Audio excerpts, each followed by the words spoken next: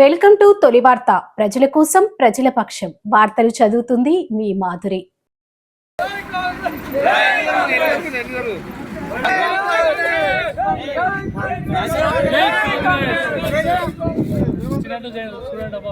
రేవంత్ రెడ్డి గారి నాయకత్వం, నాయకత్వం. జై కాంగ్రెస్,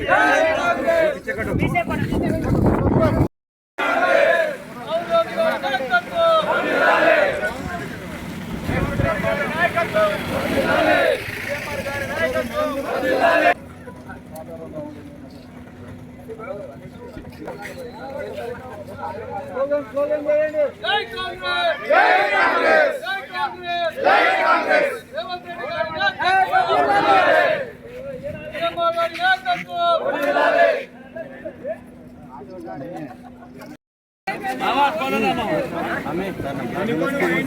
అందరూ పోయండి.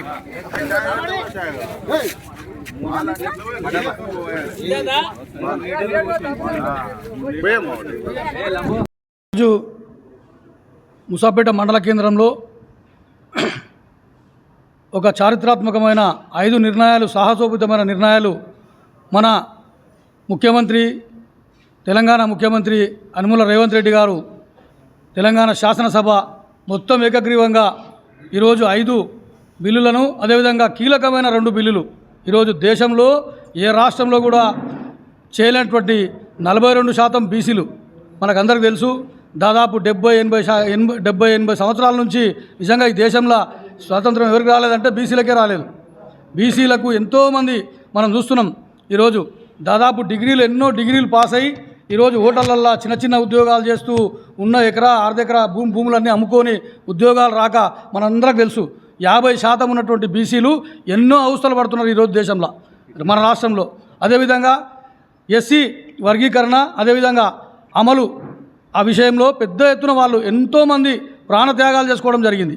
వర్గీకరణ, ఎస్సీ వర్గీకరణ చట్టబద్ధంగా చేయాలని చెప్పి, ఆ చట్టబద్ధంగా ఏ రాష్ట్రంలో కూడా ఎక్కడ కూడా మన చేవెళ్ళ డిక్లరేషన్లో ఏ విధంగా ఎస్సీ వర్గీకరణ చేస్తాం, ఎస్సీలకు న్యాయం చేస్తామని చెప్పి పెద్ద ఎత్తున రాహుల్ గాంధీ గారు ఆ రోజు ఇచ్చిన మాట ప్రకారం ఎస్సీ వర్గీకరణ కూడా ఈరోజు పెద్ద ఎత్తున రాష్ట్ర చట్టసభలో బిల్లు పారదర్శకంగా దాదాపు 53 ఉపకులాలకు అన్యాయం జరుగుతుంది ఎస్సీలకు అని చెప్పి దాన్ని చట్టబద్ధంగా ఈరోజు రాష్ట్రంలో ఆమోదింపజేసి, అదేవిధంగా బీసీలకైతే నిజంగా ఈరోజు స్వాతంత్రం నిజంగా చాలామందికి ఈరోజు మాకైతే నిజంగా అవుతుందే కాదా ఈ బీసీ రిజర్వేషన్ అనేది ఎప్పటికీ ఉట్టి మాటలు మాట్లాడతారు, చేతలు చేయరని చెప్పి ఎన్నో మాటలు మాట్లాడినారు చాలామంది. ఏదైతే కామారెడ్డిలో రాహుల్ గాంధీ గారు ఖచ్చితంగా 42% బీసీ రిజర్వేషన్ చేసి తీరుతాము, ఖచ్చితంగా మాకు ప్రభుత్వం వస్తాయని చెప్పి ఏదైతే మాట ప్రకారం చెప్పినరో, అదేవిధంగా రేవంత్ రెడ్డి గారు దానికోసం ఎంతో పెద్ద ఎత్తున మా ఇంటింటికి తిరిగి సర్వే చేసి కులగణన చేసి దాదాపు 45 రోజులు పెద్ద ఎత్తున రాష్ట్రంలో అందరు కలిసి కులగణన చేసి పెద్ద ఎత్తున 42% అంటే ఈరోజు చాలా చారిత్రాత్మకమైన నిర్ణయం. ఇది ఏ రాష్ట్రంలో జరగలేదు. దీన్ని ఈరోజు ఈ దేశంలో ఇది ఒక రోల్ మోడల్గా రాబోతుంది. ఈ దేశంలో బీసీలకు 42% రిజర్వేషన్ తెలంగాణ రాష్ట్రం ఇస్తుందంటే ఈ తెలంగాణ రాష్ట్రం ఒక బీసీలకు ఒక దిక్సూచి కాబోతుంది. దయచేసి మా విజ్ఞప్తి ఒకటే పత్రికా మిత్రులకు, అదేవిధంగా మన పార్టీ అందరూ బీసీ, ఎస్సీ అన్ని వర్గాలకు ఒకటే మేము విజ్ఞప్తి చేస్తున్నాం. మనందరం కలిసి పెద్ద ఎత్తున ఒక బహిరంగ సభ నిర్వహించాలని చెప్పి రాష్ట్ర ప్రభుత్వం భావిస్తుంది. దానికి అందరూ, అన్ని కులాల సంఘాలు అందరూ దీనికి సంఘీభావం తెలిపి రాహుల్ గాంధీ గారిని తీసుకొచ్చి పెద్ద సభ హైదరాబాద్లో పెద్ద సభ ఏర్పాటు చేయాలని చెప్పి మేము ఏకగ్రీవంగా ఇక్కడికి వచ్చినటువంటి బీసీ అంటే మా మండల పార్టీ కార్యకర్తలు అందరం కలిసి ఏకగ్రీవంగా తీర్మానం చేస్తున్నాం. దీన్ని దృష్టిలో పెట్టుకోవాలి. అదేవిధంగా రాజీవ్ యువ వికాసం మీకు తెలుసు, ఈరోజు 5 లక్షల మంది యువతకు దాదాపు ఒక్కొక్కరికి 1 లక్ష నుంచి 4 లక్షల లోపు రుణాలు. అంటే ఎంత చారిత్రాత్మకమైన నిర్ణయం చెప్పండి ఇది. ఇంతకుముందు గతంలో టీఆర్ఎస్ ఏం చేసింది, గొర్రెలు ఇచ్చిండ్రు యాదవులకు, వాళ్ళకి ఎవరికి ముద్రాలకు చేపలు ఇచ్చిండ్రు, అన్నీ చిన్న వాళ్ళని పూర్తి ఆత్మగౌరవం దెబ్బతీసేలా మన మా అన్న చెప్పినట్లు 34% రిజర్వేషన్ 24% చేయడం ఎంత అవమానించిండ్రు బీసీలను.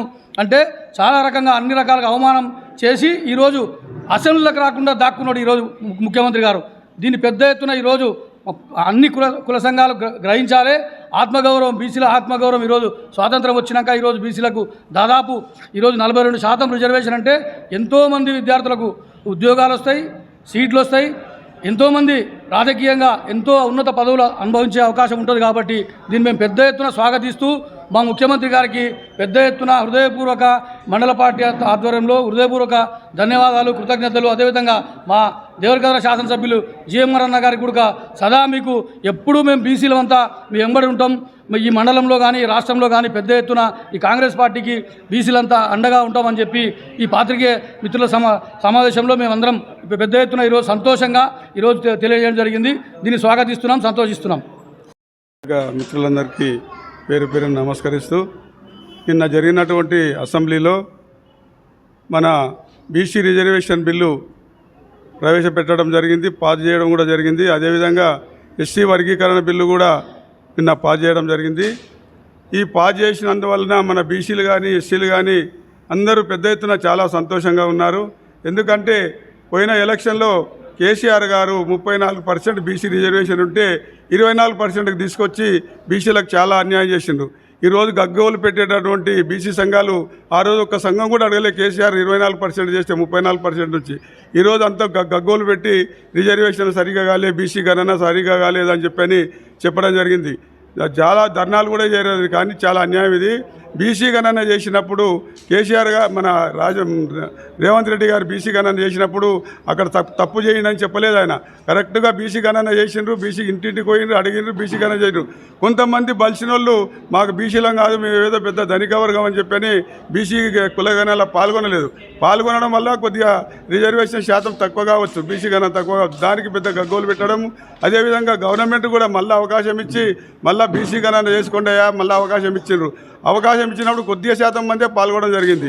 కానీ ఆ రోజు అదే మన కేసీఆర్ గారు సర్పంచ్ ఎలక్షన్లు కానీ, ఎంపీపీ ఎలక్షన్ కానీ, ఎంపీటీసీ ఎలక్షన్ కానీ, జెడ్పీటీసీ ఎలక్షన్ కానీ, అదేవిధంగా స్థానిక సంస్థల ఎలక్షన్ల మున్సిపల్ ఎలక్షన్లో కూడా 24% చేసాడు.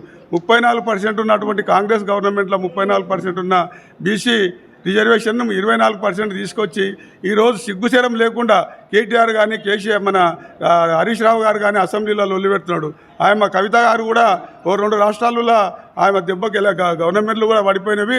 ఆమె కూడా ఇంత ఇది లేకుండా ఈరోజు మేము బీసీలకు సరిగా కులగణనలు కాలేదని గడబడి చేస్తుంది. కానీ చాలా అన్యాయం అది వాళ్ళు మాట్లాడము. ఎందుకంటే పోయిన ఎలక్షన్లో బీసీలకు చాలా అన్యాయం చేసిండ్రు. 34% ఉన్న తీసుకొచ్చి 24%కి చేసి రాజకీయంగా అదేవిధంగా మన ఎంప్లాయీస్ కానీ జాబులలో కానీ చాలా అన్యాయం చేసి ఈరోజు పెద్ద గగ్గోలు పెట్టడం అన్యాయము. ఈరోజు ఇంత చారిత్రాత్మకమైన నిర్ణయం. ఎందుకంటే ఏ రాష్ట్రంలో కూడా ఈ విధంగా 42% బీసీ రిజర్వేషన్ పెంచి పార్లమెంటుకు పంపలేదు. అదే చరిత్రాత్మకమైన నిర్ణయం మన రేవంత్ రెడ్డి గారు తీసుకున్నారు. కాబట్టి మనం అందరం సంతోషంగా ఉన్నాం. అదేవిధంగా ఎస్సీ రిజర్వేషన్కి వస్తే, ఎస్సీ వర్గీకరణకు వస్తే సుప్రీంకోర్టులో కొంతమంది ఎస్సీ వర్గీకరణ కోసం కేసు వేయడం జరిగింది. ఎస్సీ వర్గీకరణ కేసులు సుప్రీంకోర్టులో కేసు గెలిచిన నాడే మన రేవంత్ రెడ్డి గారు చెప్పిండు, సుప్రీంకోర్టులో కేసు ఎస్సీ రిజర్వేషన్ చేయాలని సుప్రీంకోర్టు తీర్పిచ్చినప్పుడే ఫస్ట్ మా రాష్ట్రంలో ఎస్సీ వర్గీకరణ బిల్లు ప్రవేశపెడతాం, అసెంబ్లీలో ప్రవేశపెట్టి పాస్ చేస్తామనే మాట ప్రకారంగా ఈరోజు ఎస్సీ వర్గీకరణ బిల్లును కూడా పాస్ చేసి మన గవర్నర్ గారికి పంపడం జరిగింది. గవర్నర్ గారు కూడా ఇంతమంది ఈ ఎస్సీ ఎస్టీ బీసీల వాళ్ళ యొక్క రిజర్వేషన్ ఆమోదించి తొందరగా మన పార్లమెంటుకు పంపిస్తారని చెప్పని మనం అందరం ఆశిద్దాం. ఎందుకంటే ఇది పెద్ద నిర్ణయం కాబట్టి చాలా మేలు జరుగుతుంది. ఎస్సీలో కానీ బీసీలో కానీ ఎస్సీలో కానీ అందరికీ మేలు జరుగుతుంది. కాబట్టి గవర్నర్ కూడా ఈ బిల్లును ఆమోదించాలని చెప్పని కోరుకుంటూ, అదేవిధంగా పార్లమెంట్లో మన బీసీ దాదాపు మన తెలంగాణ రాష్ట్రం నుండి 8 మంది ఎంపీలను ఇవ్వడం జరిగింది. వాళ్ళందరూ కష్టపడి అఖిలపక్షం ఏర్పాటు చేసుకొని పార్లమెంట్లో కూడా ఈ బిల్లును ఆమోదింపజేయాలని చెప్పని కోరుకుంటూ, మన ముఖ్యంగా మనకి ఈరోజు అసెంబ్లీలో ప్రతిపక్ష నాయకులు కానీ, మన మంత్రివర్గం కానీ, అదేవిధంగా మన ముఖ్యమంత్రి కానీ, మన ఎమ్మెల్యే కానీ అందరూ కలిసి కృషితోన ఈరోజు 2 బిల్లులు పాస్ అయినందుకు ధన్యవాదాలు తెలియజేస్తున్నాను. అసెంబ్లీలో చరిత్రాత్మకమైనటువంటి 2 బిల్లులను కాంగ్రెస్ ప్రభుత్వము అందరి ఆమోదంతో అందరినీ సంతోషింపజేసే విధంగా అతి ముఖ్యమైన 2 బిల్లులను పాస్ చేయించి అటు శాసనసభలోను ఇటు శాసన మండలిలోను పాస్ చేయించి గవర్నర్ ఆమోదానికి పంపినరు.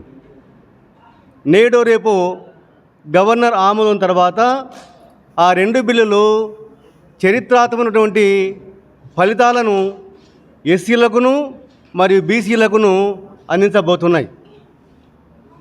మరి ఎస్సీలలో రిజర్వేషన్ అంటే ఏంటిది? ఆల్రెడీ ఉంది కదా అని చాలామంది మిత్రులకు తెలియని విషయం కొంతమందికి తెలియదు. ఎస్సీ వర్గీకరణ కొరకు దాదాపుగా 30 సంవత్సరాల నుంచి పోరాటం జరుగుతూ ఉంది. ఎస్సీల్లో 59 ఉపకులాలు ఉన్నాయి.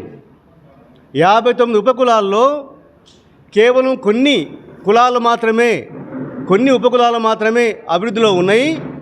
మిగతా వాళ్ళు కూడా వారికితో సమానంగా కాకుండా అదనంగా రిజర్వేషన్ కల్పిస్తే కానీ చట్టసభలో కావచ్చు, ఉద్యోగాల్లో కావచ్చు, విద్యా అవకాశాల్లో కావచ్చు ప్రయోజనం పొందే అవకాశం ఉంటుందనే ఉద్దేశంతో 30 సంవత్సరాల కృషి ఫలితంగా ఎంఆర్పిఎస్ అనే సంస్థ ఏర్పాటు చేసి మందకృష్ణ గారి నాయకత్వంలో మన ఈ పోరాటాన్ని సుదీర్ఘంగా జరిపి ఎంతోమంది అసువులు బాసినరు, చనిపోయినరు, ఎంతోమంది కార్యకర్తలు నిరాశ గురైనరు. గతంలో 10 సంవత్సరాలు పరిపాలించిన కేసీఆర్ దీని పట్ల ఎలాంటి చొరవ చూపలేదు. చివరికి మన గౌరవ ముఖ్యమంత్రి, తెలంగాణ బిడ్డ, మన మహబూబ్నగర్ జిల్లా వాసి ఎంతో ధైర్యం చేసి అందరి ఎమ్మెల్యేలతో సంప్రదింపులు చేసి కమిటీలు వేసి షమీమ్ అఖ్తర్ కమిషన్ నేతృత్వంలో సుదీర్ఘంగా పరిశీలన చేసిన తర్వాత దానికి చట్టరూపం దాల్చడానికి పూర్తి వంతు కృషి చేసినటువంటి సందర్భంలో వారికి ఈనాడే మన గౌరవ మండల కాంగ్రెస్ పార్టీ అధ్యక్షుడి నేతృత్వంలో ఘనంగా పాలాభిషేక కార్యక్రమాన్ని చేయడం జరిగింది. దీనివల్ల మా కులంలో మాదిగ ఉపకులాలు చాలా ఉన్నాయి. కేవలం మాదిగ కులాలు అభివృద్ధిలోకి రాలే కాబట్టి వారికి ఇక ముందు నుంచి నేటి నుంచే వారికి ఈ ఫలాలు అందించబోతూ ఉన్నారు మన ప్రభుత్వం. కాబట్టి ఈ సందర్భంగా మన కాంగ్రెస్ పార్టీకి, గౌరవ ముఖ్యమంత్రికి, మన స్థానిక ఎమ్మెల్యే జీఎం గారికి ఎంతో వీరిద్దరూ మిగతా శాసనసభ్యులు ఎంతో అభినందనీయులు. ఇకపోతే బీసీ రిజర్వేషన్ గురించి కూడా చట్టసభల్లో ఒక చక్కటి నిర్ణయం తీసుకోవడం జరిగింది. ప్రస్తుతం బీసీలకు 29% మాత్రం రిజర్వేషన్స్ ఉన్నాయి. 29% మాత్రమే రిజర్వేషన్స్ ఉన్నాయి. అందులో 25% బీసీలకు, 4% మైనార్టీ సోదరులకు ఉన్నాయి. టోటల్ కలిపి 29% మాత్రం అమలు అవుతున్నాయి. కానీ కాంగ్రెస్ పార్టీ కామారెడ్డి బీసీ ఆ డిక్లరేషన్లో 42% రిజర్వేషన్ మేము కల్పిస్తామనే మాట ఇచ్చిండు మన గౌరవ పార్లమెంట్ సభ్యులు, కాంగ్రెస్ పార్టీ నాయకులు రాహుల్ గాంధీ గారు. వారి మాట మేరకు ఎన్ని అవంతరాలు ఎదురైనా ఇది శాస్త్రీయంగా ఏర్పాటు చేయాలని, దీని శాస్త్రీయత కావాలని దీన్ని లెక్కలు చేయించిండ్రు, గణన చేయించిండ్రు, కుల సర్వే చేయించిండ్రు. 1931లో బ్రిటిష్ ప్రభుత్వం ఉన్నప్పుడు మాత్రమే కుల సర్వే జరిగింది, కుల గణన జరిగింది. అలాంటిది ఈనాడు కాంగ్రెస్ పార్టీ రేవంత్ రెడ్డి గారి నాయకత్వంలో 1,00,000 మంది ఎన్యుమరేటర్లు వేసి ఒక్కొక్క ఎన్యుమరేటర్ 150 మంది 150 ఇండ్లను సర్వే చేయించి ఒక శాస్త్రీయంగా దాన్ని తయారు చేసిండ్రు. అదే ఇలాంటి లెక్కలే బీహార్లో చేసిండ్రు. బీహార్లో దాదాపుగా ఒక 3 నెలలు టైం తీసుకున్నది 600 కోట్లు ఖర్చు అయింది. కానీ మన తెలంగాణలో అలా కాలేదు. కేవలం 30 రోజుల్లోనే 30 డేస్లోనే బీసీలు ఎంతమంది ఉన్నారు, వారి ఆర్థిక పరిస్థితి ఏంటిది, వారి వెనుకబాటుతనం ఎలా ఉంది, వాళ్ళకి రిజర్వేషన్ కల్పించాల్సిన అవసరం ఎందుకుంది అని నిర్ణయం చేసి 42% రిజర్వేషన్స్ వర్తింపజేయడానికి ఈనాడు చట్టసభలో ఆమోదం పొందింపజేసినారు. దీనికి కేవలం ఒక 1 మంత్ టైం లోపలనే, నెల లోపలనే ఇలాంటి చరిత్రక నిర్ణయాన్ని తీసిండ్రు. ఇక అంతేకాకుండా కాంగ్రెస్ పార్టీ ఒక గొప్ప పార్టీ. గతంలో స్వతంత్ర భారతదేశంలో గౌరవ మా స్వర్గీయ బాబాసాహెబ్ అంబేద్కర్ గారిని మొదటి న్యాయశాఖ మంత్రిని చేసిండ్రు. దామోదర్ సంజీవ ఎస్సీ ఆయన ముఖ్యమంత్రి చేసిండ్రు. బాబు జగజీవన్ రామ్ గారిని రక్షణ శాఖ మంత్రిని చేసిండ్రు. ఇలాంటి గొప్ప కాంగ్రెస్ పార్టీ సేవలు మా ఎస్సీ వర్గానికి ఎన్నో విధాలుగా అంతా ఉన్నాయి. ఈ సందర్భంగా కాంగ్రెస్ పార్టీకి, గౌరవ ముఖ్యమంత్రి రేవంత్ రెడ్డి గారికి, మా స్థానిక శాసనసభ్యులు మసూద్ రెడ్డి గారికి ప్రత్యేక కృతజ్ఞతలు మరియు ధన్యవాదాలు. ఇక అంతేకాకుండా ఇంకొక విషయం ఉంది మిత్రులారా. ఇంకోటి ఏంటంటే రాజీవ్ యువ వికాసం కింద 5 లక్షల మంది యువకులకు 6,000 కోట్ల రూపాయల రుణాలను అందించబోతూ ఉంది. 6,000 కోట్ల రుణాలను అందించబోతుంది. దీనివల్ల 5 లక్షల మంది నిరుద్యోగ యువకులు ఉపాధి పొందేటటువంటి అవకాశం ఉంది. ఇలాంటి చక్కటి ప్రణాళికతో ముందుకు పోతూ ఉంది మన కాంగ్రెస్ పార్టీ, కాంగ్రెస్ ప్రభుత్వము, కాంగ్రెస్ నాయకత్వం. ఇవన్నీ వీటికి సదా కృతజ్ఞతలు తెలుపుతూ ప్రత్యేకంగా ఎస్సీ కమిటీ నుంచి ధన్యవాదాలు తెలుపుతూ ముగిస్తూ ఉన్నాను. నా పేరు చెన్నమ్మ, మాది జానంపేట ముసేపేట మండల్, మరి మాజీ సర్పంచ్ని. అలాగే మరి కులగణన అంటే ఎస్సీకి బీసీకి కులగణన అంటే రేవంత్ రెడ్డి మరి కులగణన గురించి ఆయన ఒకటి తీసుకొని మరి ముందుకొచ్చి 10 సంవత్సరాలు చేయని ముఖ్యమంత్రి కేసీఆర్ మరి మా గౌరవనీయులైన మన ముఖ్యమంత్రి గారు చక్కటి ఆలోచనతోన మంచి నిర్ణయం తీసుకొని ఎన్ని ఒడిదుడుకులైనా ఎంత బాధితులు ఎంత ఆయనకు అవమానాలు వచ్చినా అన్నీ భరించుకుంటా కష్టాలు, ఎందుకంటే తన ముఖంలో కష్టాలు కనిపిస్తుండయి కాబట్టి తన కష్టాలు కూడా భరించుకుంటా మరి మనకు, ఎందుకంటే చిన్న స్థాయి వాళ్ళు కులగణన అంటే బీసీ అయినా సరే, ఎస్సీ అయినా సరే, ఎస్టీ అయినా సరే ఎవరైనా పేదరికం కాబట్టి వాళ్ళు కష్టాల్లో ఉంటారని అనే ఉద్దేశంతోన జాబులైనా సరే మరి రాజకీయమైనా సరే ఏదైనా సరే, ఎందుకంటే మరి ప్రజలు బాగుండాలంటే గొప్పలే కాదు, వ్యవసాయం, రైతులు, మరి అలాగే ఉద్యోగులు, పిల్లలు, విద్యార్థులు, మరి ఇంపార్టెంట్ ఏంటంటే మనకు వైద్యం, ఈ 3 మనకి చాలా ఇంపార్టెంట్. ఎందుకంటే చదువు గురించి కూడా ఇంకా పిల్లల గురించి కూడా ఇంటికి ఒక ఉద్యోగం ఇస్తానని కేసీఆర్ మనకి ఇవ్వలేదు. ఎందుకంటే మనకు తెలంగాణ పోరాడినారు, సపోజ్ మనకు తెలంగాణ పోరాడితే కూడా కనుక వాళ్ళు రాజకీయం కోల్పోయి కూడా మనకు తెలంగాణ ఇచ్చిండ్రు. ఇప్పుడు కూడా ఎన్నో అవమానాలు భరించుకుంటా మళ్ళీ రేవంత్ రెడ్డి మనకు కులగణన ఇచ్చిండు. అలాగే మనకు అన్న జిఎంఆర్ అన్న గారికి కూడా మరి సందర్భంగా ధన్యవాదాలు తెలియజేస్తుండా. అలాగే మరి కేటీఆర్ కూడా ఏం మాట్లాడతాడంటే రేవంత్ రెడ్డి సవాల్ చేస్తా రా అంటాడు. అది యుద్ధం కాదు, ఇది ప్రజాస్వామ్యము. ప్రజలకు అనుకూలంగా పనిచేసే విధానం ఉండాలి కానీ కండ్లలో అహంకారం, దుంకుడు, నరాలు దిగే మాటలు మాట్లాడకుండా ప్రజలకు ఏం చేయాలనే ఆలోచనతో ముందుకు వెళ్ళాలి.